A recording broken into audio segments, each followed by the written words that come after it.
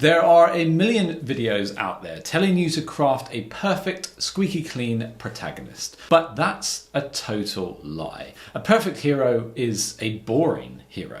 So in this video, I'm going to dismantle the myth of the perfect hero and replace it with a step-by-step plan you can use to create heroes who actually feel real. Let's flip your protagonist from boring to, oh my god, tell me more. I have to see what happens to them. So first, why do flaws matter? Everyone is always banging on about flaws being important. So let's start with why flaws are such a big deal. The first reason is that they make the character more relatable. Readers, aka humans, want heroes who feel like they could actually exist in the real world. If your hero never faces heartbreak, never gets anxious, never freaks out or has a meltdown, they might as well just be a cardboard cutout. Flaws like impulsiveness, arrogance, or a hot temper are the friction that makes them into a real, relatable person. We need emotional connection. We cheer for characters who mess up.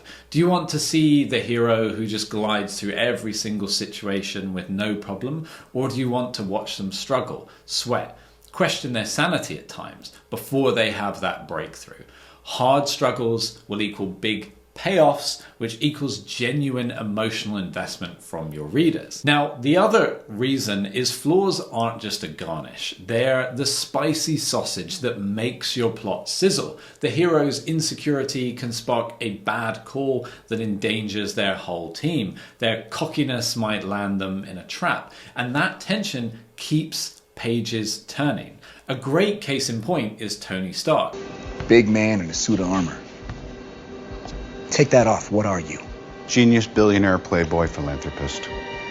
His arrogance and guilt leads to half the destructive, world-threatening events in the MCU. But we keep watching because we see how deeply human he is, and that is the secret sauce. If you would like a professional editor to take on this hard work for you, refine your manuscript, and make your story jump off the page, or maybe give you some detailed feedback, well, drop us a line. Now let's dig into the shopping list of flaw categories that you can pick from. The other key is don't get too carried away and grab them all. This is not the time to be shopping on an empty stomach, unless you want a total meltdown for a hero, which, to be fair, might be quite entertaining. So first, let's talk about personality flaws. You can have arrogance, impatience, stubbornness, trust issues, social awkwardness. These will flare up in everyday interactions, cause friction and smaller conflicts that will balloon into bigger disasters. You can also have moral and ethical flaws. Has your hero got a shady past? Maybe they cut corners or, cooked meth, just like Walter White. Can't go home smelling like a meth lab. Moral compromises are a goldmine for tension, especially if they keep justifying their slippery slope. You can then also have emotional or psychological flaws. Maybe they're grieving a lost loved one. Maybe they're haunted by trauma, or they're battling anxiety that colors every decision.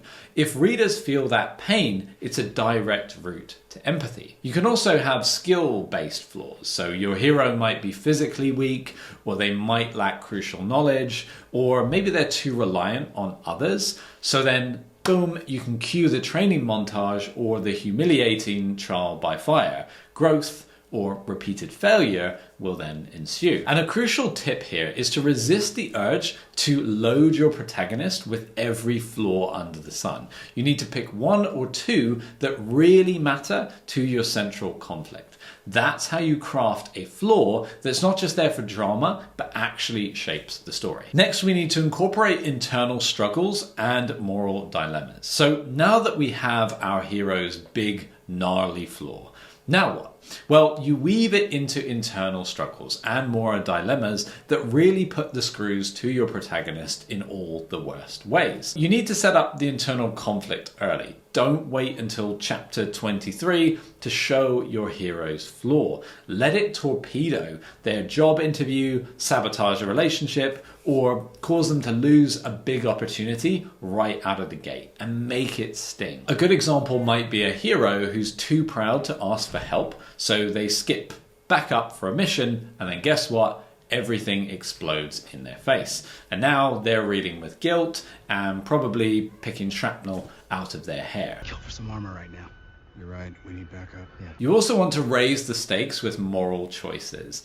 Give them no easy way out. Maybe saving a friend imperils another friend. Maybe telling the truth would wreck a partnership or their public image. That type of tension will keep your readers turning the pages. A good example of this would be a detective hero who knows their department is corrupt. If they blow the whistle, they lose their career and become a target. If they don't, well then they're complicit. And suddenly you have fantastic tension. You also want to use consequences to deepen the flaw. So every action should have a consequence, and every decision your hero makes should lead to new cracks in their armor, whether that's guilt, heartbreak, or an actual physical scar. You also want to think about before and after. So maybe before you have John was brash, but hey, it was kind of charming. Everyone found his hothead style refreshing. And here's a literal example of how you would improve this in your writing. Is to say John's stubborn refusal to take backup got his partner shot. Now he's at their hospital bed, spiraling with guilt and terrified for his job. You can see how this has raised the stakes so much more. And another tip is to jot down 3 major moments where your hero's flaw is going to explode in their face.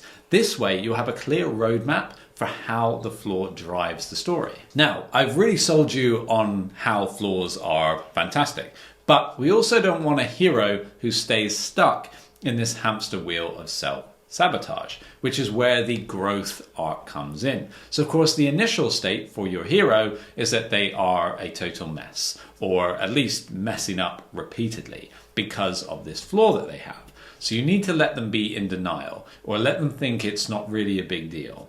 And so of course this is the catalyst for change. There has to be that gut punch moment. Perhaps they lose a loved one, or a wise mentor calls them out publicly, or they see the monstrous consequences of ignoring their responsibilities. But of course, growth is messy, so they don't just magically get better. They slide back, maybe they do worse, and of course that's okay. It makes it much more realistic than a quick fix, and that will keep the tension alive. A good example of this in practice might be they vow to be honest from now on, but the second it matters, they lie again.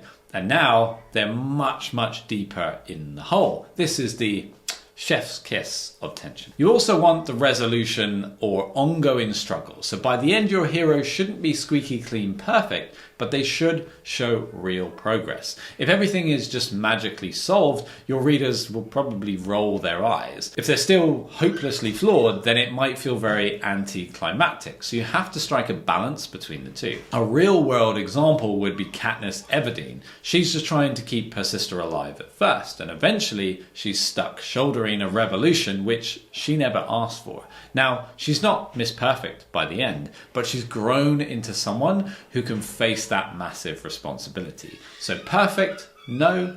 Admirable, absolutely. So to give you an actionable tip you can use is make sure to bullet point your character's emotional journey from start to finish. Where do they begin? What's the low point? And how do they climb out of this? This ensures the flaw drives a satisfying arc rather than just existing to annoy the readers. Now that we've built our flawed hero, we don't want to go too far. We still want readers to like them, to root for them. And here's how you do that. With core values. Even if they screw up, maybe they're fiercely loyal, or they care deeply about justice, or they can't pass by a stray dog without feeding it. Give them something fundamentally good. You also want to show them being vulnerable or kind in small, meaningful ways. This gives them moments of empathy. For example, maybe they break down when their best friend's in danger, or they adopt an orphaned cat. Humans love humans who care. Then you also want to introduce self-awareness or humility. Your hero doesn't have to fix everything, but let them realize their flaw is a problem. That little spark of insight is huge for winning over your readers. And then don't have them do a 180 for no reason. If your ex-loner hero suddenly decides to trust an army of random strangers, you'll probably lose your readers at that point because it's just not believable. A good example of this is Shrek. He's grumpy, rude, smelly. You back off! This is my swamp! Our swamp! Let go, donkey! You let go! Stubborn jackass! Smelly ogre! But he's also lonely and wants to protect his swamp. We see that pain, so we root for him, because maybe we all feel a little misunderstood sometimes. So there it is, the myth of the perfect hero is just that, a myth.